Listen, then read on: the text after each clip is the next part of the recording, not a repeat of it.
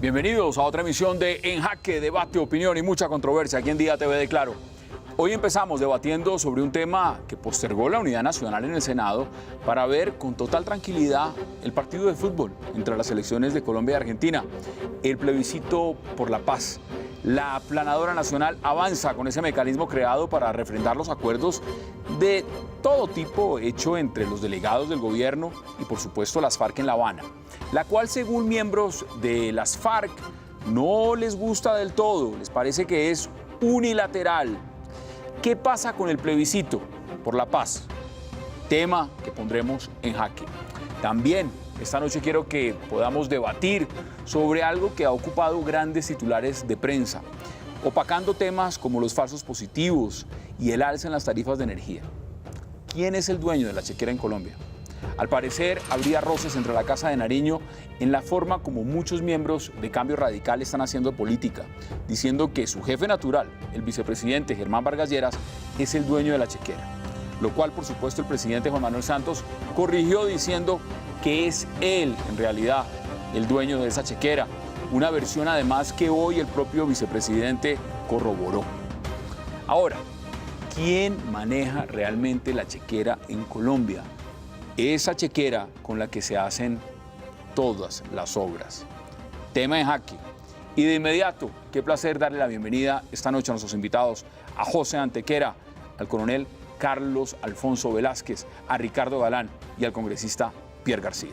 Caballeros, de verdad qué gusto y gracias por aceptar la invitación esta noche. Un verdadero placer tenerlos acá. A ustedes, gracias. Bueno, mire, empecemos por algo bien interesante. Mucho se especuló, se dijo, si en el Congreso, sobre todo en el Senado, usted que está en la Cámara, se habían puesto de acuerdo para no sesionar y ponerse a ver fútbol el día de ayer. ¿Eso es verdad? Bueno, que se hayan puesto de acuerdo entre Senado y Cámara no es cierto, porque la prueba es que la Cámara sí debatimos. La Cámara es la Cámara que... La Cámara de Representantes. La Cámara de Representantes. No, la Cámara de Representantes, los que representamos la región, los 166 representantes, ayer sesionamos tanto en comisión tercera por la mañana y en la tarde en sesión plenaria y fuimos hasta tal vez las 9 de la noche discutiendo los temas que estaban en el orden del día. Ya las decisiones de Senado son independientes. Entiendo que el presidente del Senado está de viaje y que las decisiones las tomó la mesa directiva en nombre de él y con una clara inclinación a favor. Pero eso normalmente en el orden del día ustedes lo pueden hacer, pueden decir, digamos, ustedes tienen, estos son los temas que van a debatir, lo que se va a plantear. Por ejemplo, veo que usted viene muy juicioso y dice ahí orden del día, hora tal, claro, si hay quórum. Es que el orden del día tal vez no lo conocen los colombianos, pero es el documento oficial Póngalo que utilizamos ahí, ya nosotros, le vamos a pedir a la Cámara que hay que publicarlo. Déjelo ahí quieto. Hay que publicarlo, que se puede ver en las páginas del Congreso y de la Cámara de Representantes y del Senado, y están los proyectos que fueron anunciados con anterioridad que se van a debatir. De hecho, solo se pueden debatir los proyectos anunciados por la Secretaría de la respectiva Cámara o Senado, y esos debates se tienen que llevar a cabo, uno tiene tiempo de estudiar los proyectos y entonces pues son los proyectos que esperan tanto el gobierno como los congresistas y que son para el buen funcionamiento. Pero también puede llegar el presidente a una propuesta, decir, oiga, mire, mañana hay fútbol, hagamos lo siguiente, pasemos esto para pasado mañana o después del partido, eso también puede pasar. Pues esa actitud de aceptarla, además de irresponsable, pues es un mensaje incorrecto contra los colombianos que tienen que trabajar todos los días, llueve, trueno, relampaguee, tienen que ir a su trabajo, tienen que cumplir con un horario, y entonces nosotros los congresistas que tenemos un premio que es el de poder representar a los colombianos y tomar las decisiones sobre el futuro del funcionamiento del gobierno, del país y la aplicación de las leyes, no ir a trabajar me parece un exabrupto. ¿A usted le parece nuevo eso o no?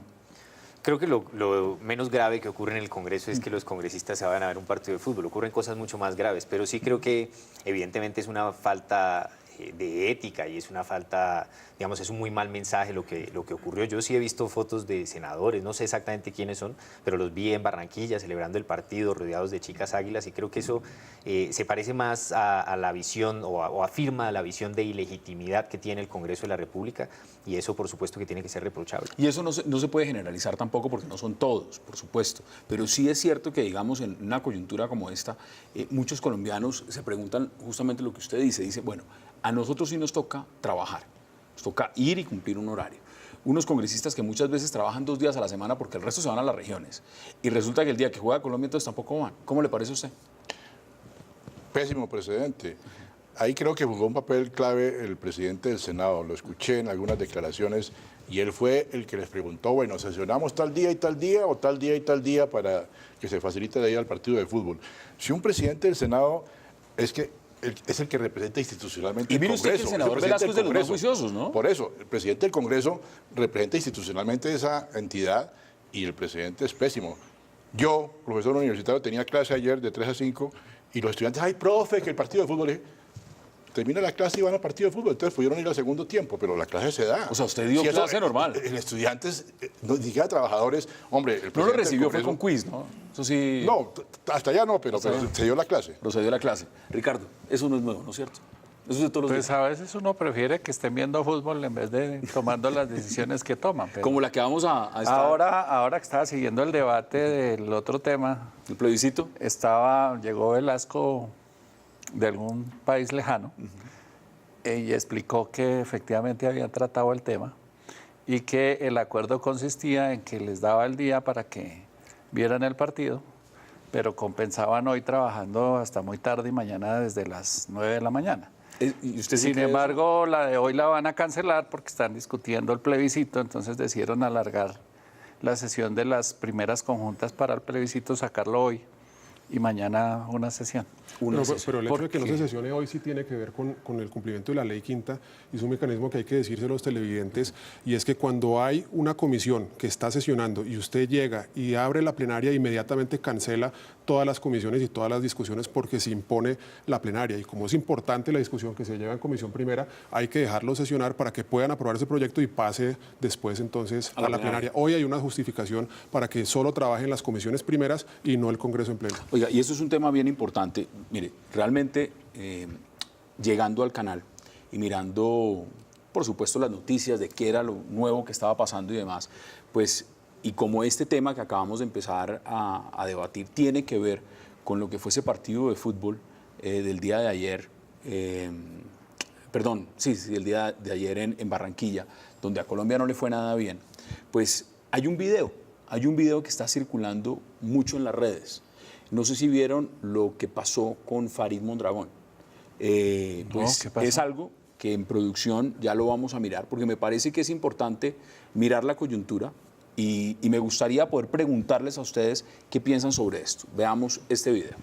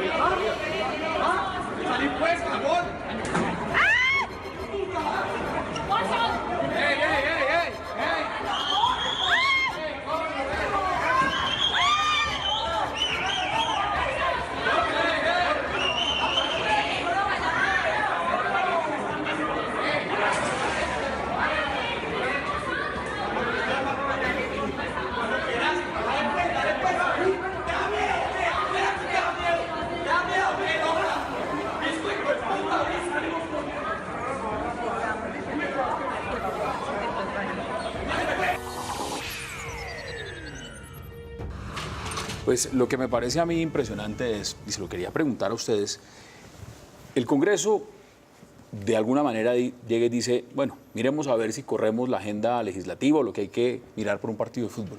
El partido se pierde. Eso es un deportista que ha tenido una carrera exitosa en Colombia, que nos ha hecho quedar muy bien, que nos ha representado de alguna forma. Pierden un partido y lo que recibe en un aeropuerto esperando chequearse para coger un vuelo es insultos de los hinchas. Es tratar de increparlo, de irse a los golpes y de maltratarlo. Uno se pregunta, ¿esto es un país que no sabe realmente lo que es perder? ¿No sabe realmente comportarse frente a lo que es el triunfo y la derrota? ¿Donde los valores están totalmente invertidos? ¿Esto es un país donde qué, Ricardo? ¿A uno le da vergüenza ver eso? Es un país desagradecido, Hassan. Lo hemos visto ya en los últimos años, lo desagradecido que es este país. los mismos que hace un año o 2 años, al terminar el Mundial, decían que había que darle la carta de naturaleza a José Pekerman, hoy quieren echarlo a las patadas de la Selección Colombia. ¿Y por qué? Porque cambiaron las relaciones de poder en la Federación de Fútbol. Mientras estaba Bedoya, Pekerman estaba seguro. Ahora hay una pelea de poder entre González, que es el de la división del fútbol aficionado, que maneja más o menos unas 56 ligas y tiene la mayoría de los votos, versus la división profesional, o sea, la DIMAYOR, que tiene más o menos 30 votos. Esa ha sido una pelea de toda la vida. Dicen que el poder real es González, pero como es una persona con bastantes antecedentes difíciles de manejar públicamente, él termina cediendo para que la DIMAYOR sea la que maneje la federación. Claro, después de lo que ha pasado con la FIFA, él cree que puede ser el presidente de la federación sin ningún problema. No deja de sorprenderle a una persona como Farid Mondragón que termine un partido de fútbol y que lo que quieran es agredirlo en un aeropuerto. Pero es que es lo que ha pasado hoy todo el día. Mire las redes sociales. Se nos olvidó Andrés Escobar. Mire las redes sociales, Hassan, y lo que han hecho con James hoy es absolutamente una locura, desde anoche.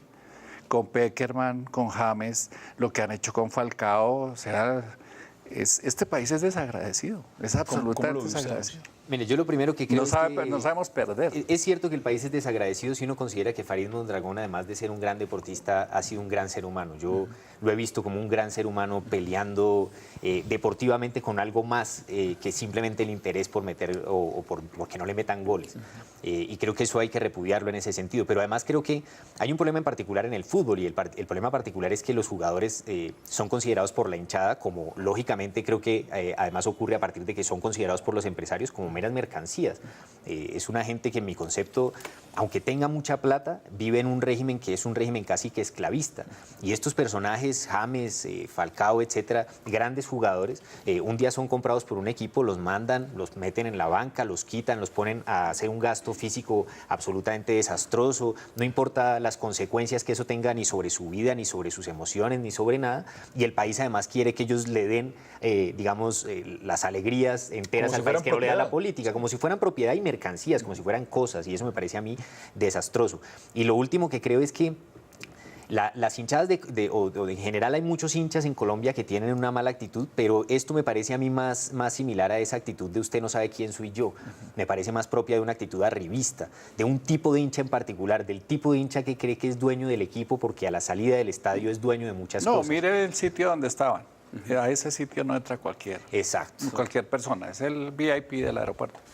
Pero, entonces ahí no hay un hincha común y corriente. Bueno, aquí se mata pues por la para empezar, camiseta. un hincha común y corriente no tiene plata para ir a Barranquilla, ver un Exacto. partido, comprar una boleta cara, pagar una etiqueta en avión, hotel, etcétera, ¿qué etcétera. culpa etcétera. puede tener el señor Farid Mondragón de que hayan perdido si ni siquiera estaban en la cancha? Que él comete un error que es defender a la selección públicamente. Pero a ver, No, él la quiere, él es solidario con sus compañeros y lo que no debe hacer uno cuando está en esos puestos es cazar peleas en público porque le sale mal. Arribismo o no, eso es discutible. Somos un país mucho más emotivo que racional. Y del liderazgo, especialmente político, no recibimos ejemplo en lo contrario. En el liderazgo político no se ve mucha racionalidad tampoco. En la polarización, los debates con bajezas, Más en fin, adjetivos, es pura más insultos. emotividad. Y eso lo dice uno. Yo conozco casos de españoles, nuestros abuelos, pues, los padres, que han venido a Colombia por primera vez y lo primero que dicen, cuando le pregunta a uno, bueno, ¿cómo le ha parecido? ¿Qué de la cultura de ustedes dejaron, se mantiene viva o qué es diferente? No, definitivamente ustedes son muy, pero muy emotivos.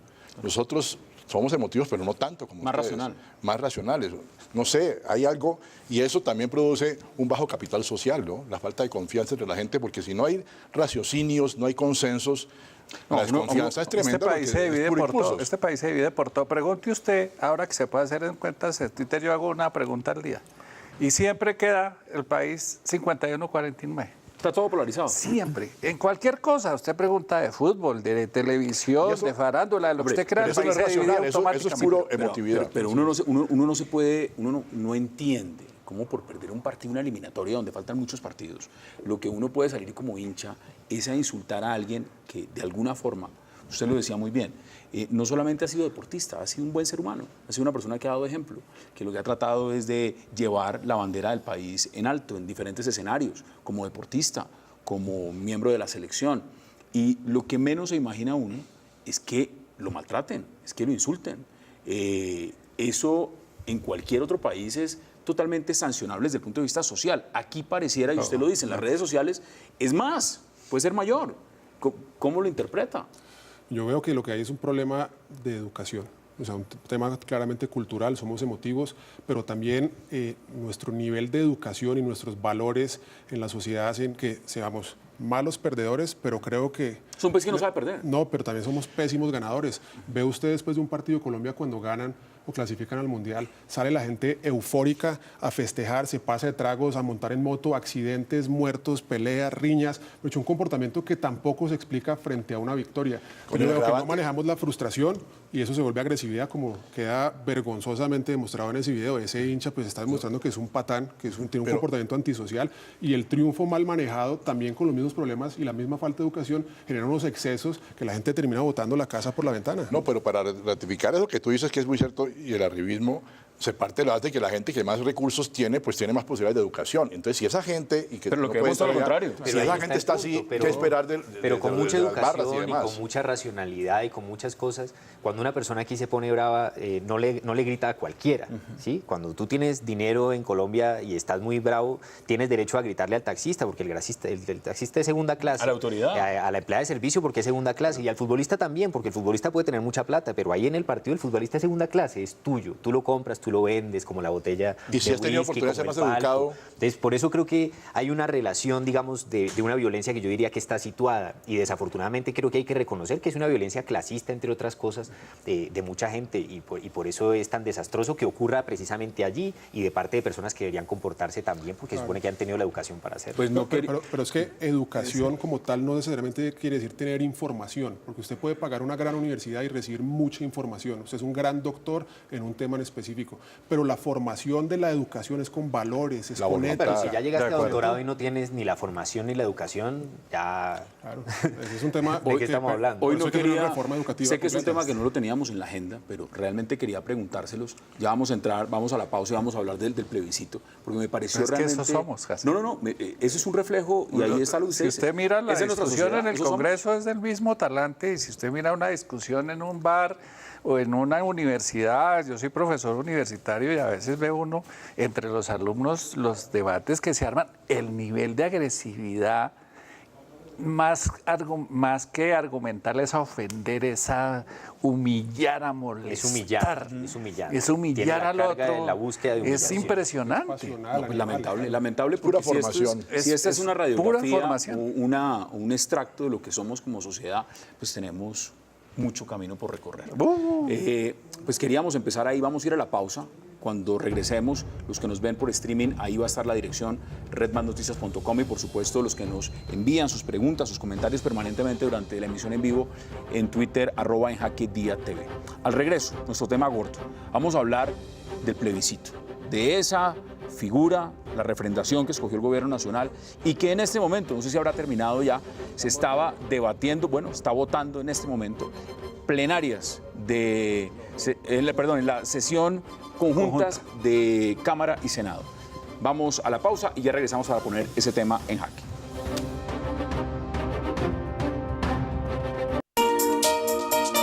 Ya regresamos con En Jaque. Descongela tu gripa con Descongel Gripa. Publimetro es más Colombia. Ahora el periódico más grande del mundo tiene circulación nacional. Ana en Medellín disfrutará de un periódico joven y creativo. Juan en Cali podrá informarse de manera gratuita y entretenida. Y Sofía en Barranquilla encontrará sus marcas favoritas. Publimetro. Más noticias, más entretenimiento, más lectores. www.publimetro.co. India está de fiesta.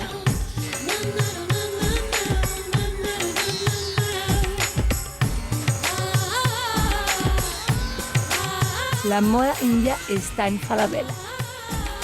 Y ahora la podemos comprar online. Namaste. Una persona tan especial como tú merece un regalo igual de especial. Claro te regala la mitad de tu smartphone activándote en un super plan sin límite. Ven ya a Claro. Elige el tuyo y llévatelo en 24 microcuotas desde 12,500 pesos. Una cuota la pagas tú, otra cuota la paga Claro. Este año, tu mejor regalo está en Claro. Ven y escógelo. Esta sección es patrocinada por Codensa. Si los fines de semana tienes un segundo trabajo como electricista en tu propia casa, mejor no improvises. Cuando se trata de instalaciones eléctricas con Codensa, no improvises. Llama ya al 744-7474 y disfruta el tiempo libre con tu familia. Codensa, Vigilado Superservicios. Amor, te lo juro que los tres vamos a ser muy felices. Adivina, ¿quién va a ser abuela? Ajá, ¿qué es lo que me estás contando, niña? Betty, ¿cuándo hacemos el baby shower? María, pero ese nombre está muy maluco. Hola. Mamá, tenemos algo que contarte, pero solo tú puedes saber por ahora. ¡Ya En vengo! la comunidad Claro hablas ilimitadamente. Si ya tienes una línea fija Claro, puedes hablar sin costo adicional con todas las líneas fijas Claro en Colombia. Solo tienes que marcar 0456, más el indicativo de la ciudad, más el número. Si aún no tienes tu línea fija Claro, ¿qué esperas para pedirla? Llama ya, 7500-500. Y yo creo que llegó como un sacudón a mi vida donde dije, a ver, sobreviví a un secuestro, me torturaron y me volvieron añicos. Me violaron, me dañaron la vida, pues no va a permitir que me la siga dañando también. Nosotras creemos que por haber sido violentadas de alguna manera, le tenemos que agradecer a los hombres que nos vuelvan a mirar y que nos vuelvan a tocar y que vuelvan a estar a nuestro lado. Y es el peor error que podemos NSN cometer. Noticias, todos los lunes a las 9 de la noche. Por Día TV, más para todos. Este 8 de diciembre vuelve la carrera de ascenso colombiana que está al nivel de las más importantes del mundo. La carrera de ascenso a la Torre Colpatria, donde la ilusión de un niño que quiere sonreír será tu motivación para llegar a la cima. Inscríbete ya en www.correcaminoscolombia.com. Invita Colpatria Red Multibanca. Transmisión en directo por Claro Sports Colombia y Día TV. Para múltiples dolores, Rápido, seguro y efectivo contra el dolor. Multidol Express. Estamos viendo En Jaque. Monólogo, unilateralismo, empecinamiento intransigente, egoísmo político excluyente, son conceptos y métodos estos, cuando se tratan de imponer, ponen en peligro la estabilidad de lo que se ha venido construyendo con enorme esfuerzo, riesgos y con enemigos al acecho. ¿Cómo puede construirse un futuro de mejor estar y mejor pasar cuando tales poderes constituidos abordan hoy la paz por fuera del espíritu, la letra y los alcances del acuerdo de la terminación del conflicto y su agenda? Si esto es así hoy, ¿qué puede esperarse de ellos mañana? Regresamos a En Jaque. Evitemos mayores cosas. Ahora, las FARC lo ha dicho, le parece unilateral, no le gusta el plebiscito, pero en este momento están Cámara, Comisión Primera de la Cámara y Comisión Primera del Senado votando en este momento. Los juristas salieron. Así es, y además el senador José Obdulio Gaviria presentó ponencia negativa y Santiago Valencia, entiendo... Pero lo barrieron, mire, tengo aquí 49, derrotada la ponencia. Son las maquinarias, las mayorías que nos arrollan en el Congreso, parte miembro de la Unidad Nacional, pero nosotros como Centro Democrático presentamos una postura clara. ¿A ustedes no les gusta el plebiscito tampoco? Es que no nos parece suficientemente participativo y no nos parece que es transparente el mecanismo, porque una pregunta facilista, ¿quiere paz o no quiere paz? Es muy fácil, pero explíquele a las personas qué requisitos, qué cosas van explícitas e implícitas en ese acuerdo de paz para que las personas se pronuncien si quieren unas cosas y no quieren otras. Yo creo que es necesario abrir ese debate. ¿Cómo le parece a usted el plebiscito? Esta es una discusión compleja porque realmente yo creo que, y lo digo también, digamos, a partir de la lucha que tenemos con la causa de las víctimas en Colombia, nos interesa que se aprueben los acuerdos y nos interesa que eso se logre de la manera más efectiva y nos interesa efectivamente evitar el problema que tenemos sobre lo que significa un referendo que bajo las reglas actuales todos sabemos sería muy difícil, digamos, de aprobar. Pero creo que también a mí personalmente me preocupa en la perspectiva, digamos, de lo que precisamente han dicho las FARC, que las FARC consideren que esto es un acto unilateral del gobierno, un acto, como lo ha dicho el profesor Jairo Estrada, un acto de aceleración en Colombia y en cambio de presión a partir de ello en La Habana, de imposición. Y eso me preocupa porque se trata de un problema de sostenibilidad y esto es una discusión política. ¿Que bajen el umbral le preocupa? A mí eso no me preocupa tanto porque yo creo que las reglas tal cual como están puestas con respecto al umbral favorecen a quienes simplemente llaman, eso lo ha analizado muy bien el profesor Rodrigo Uprimi, a quienes llaman a no votar. Entonces, de acuerdo a cómo están las reglas, con que uno haga campaña por no votar, lo cual puede hacer muy bien si además pone un partido de fútbol, ahí sí, pues perfectamente logra que no se apruebe un referéndum, un plebiscito. Ahora, yo creo que yo estoy por la tesis de que tiene que darse la discusión en La Habana, es decir, que tiene que volverse a un cauce de discusión bilateral, que es como tendrían que aprobarse estos asuntos y que allí se recomponga y si es necesario que se genere una nueva comisión, por ejemplo, de juristas que establezca un nuevo mecanismo, porque las FARC también están denunciando que les parece que el mecanismo es inocuo y yo creo que eso hay que analizarlo jurídicamente. Es decir, evitemos más tempestades. De que el plebiscito está para aprobar normas, el plebiscito, perdón, no está para aprobar normas, sino está para aprobar decisiones del Ejecutivo, de acuerdo a la definición constitucional y en ese sentido sería inocuo para aprobar un asunto que implica reforma normativa. Y está claro además. Pero hay que volver a La Habana. Para mí es fundamental que se vuelva al escenario lógico, natural de discusión de estos asuntos, que es el escenario de la negociación. Pero mira, aquí ya hay posiciones distintas y argumentadas. ¿Cómo lo ve usted, Ricardo? No le falta razón a las FARC de estar preocupados por el mecanismo que se está eligiendo para refrendar los acuerdos, porque es que los plebiscitos no generan necesariamente decisiones judiciales. Los plebiscitos son decisiones políticas que no generan consecuencias jurídicas ni judiciales. Así que si yo estuviera en los zapatos de Márquez, pues estaría pensando exactamente lo mismo. Ahora, lo que pasa es que creo que la solución no es esa. ¿Cuál es entonces? Es facilitar que los mecanismos de participación previstos por la Constitución se puedan aplicar. El problema, ahora hoy seguía el debate y dicen que el tema es que los mecanismos de participación tradicionalmente en Colombia no han funcionado y que la gente no participa. De hecho, nosotros en el gobierno Uribe perdimos un referendo porque no alcanzamos el umbral. ¿Sabe que están diciendo que el error de ustedes fue no haber bajado el umbral? Es posible. Ahora la congresista Angélica Lozano con Claudia López y otro congresista estaban proponiendo una cosa que me pareció inteligente. Bajémosle a todo el umbral. Pero eso no dice el ministro. Fácil, aprovechemos, claro, porque es que la clase política tradicional le teme a facilitar que los mecanismos de participación operen. No, hay mecanismos que hay que regular. ¿Por qué? Pues porque si bajan, es que el umbral del 50%, eso no lo va a alcanzar nunca. Bueno, pero entonces, lo van a bajar al 13%. Sí. Es posible que se alcance. El 13 serían más o menos 4.400.000 votos. Son alcanzables. El problema es que si eso se abre a todas las decisiones del Ejecutivo, es muy fácil, por ejemplo, tumbar una alza de tarifas de la energía. Es muy fácil, por ejemplo, tumbar una decisión de reforma del sistema judicial que no nos guste. Y entonces a los que siempre han estado ahí, pues no les va a gustar que el pueblo pueda meterle la mano a las normas tan fácilmente. Se lo va a plantear Ese es el problema. ¿Qué hubiera pasado? Usted puso el ejemplo del gobierno de Álvaro Uribe. Si Álvaro Uribe hubiera dicho que iba a bajar el umbral para que se apoyara o para poder pasar el referéndum. Seguramente lo hubiéramos conseguido porque estábamos en un momento con una popularidad. Sí, pero los contradictores estarían diciendo que ahí está el salvaje violentando toda la normatividad. No sé, porque la popularidad del gobierno era tan alta que precisamente por eso se presentó el referéndum.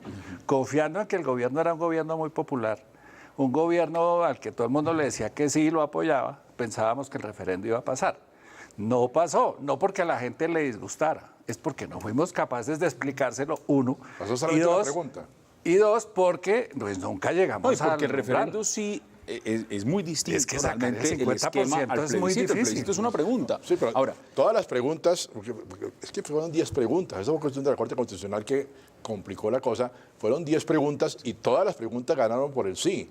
Lo que pasa es que solamente una alcanzó el umbral, la primera. Ahí es donde voy. Mire, usted puede ser, y eso es lo interesante del debate, ser críticos o no ser, o apoyar la medida.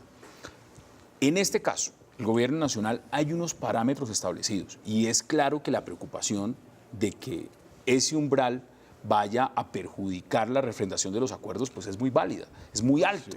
50% en un país donde la abstinencia es tan grande implicaría inmediatamente que se hunde, eso está clarísimo. Pero entonces, bajarlo al 13%, y me imagino ustedes han leído varios columnistas, generadores de opinión sobre el tema. Hay una columna que me pareció muy interesante, la escribió Mauricio Vargas, que tiene por supuesto su posición definida hace mucho rato, y la escribió el 15 de noviembre. Dice lo siguiente: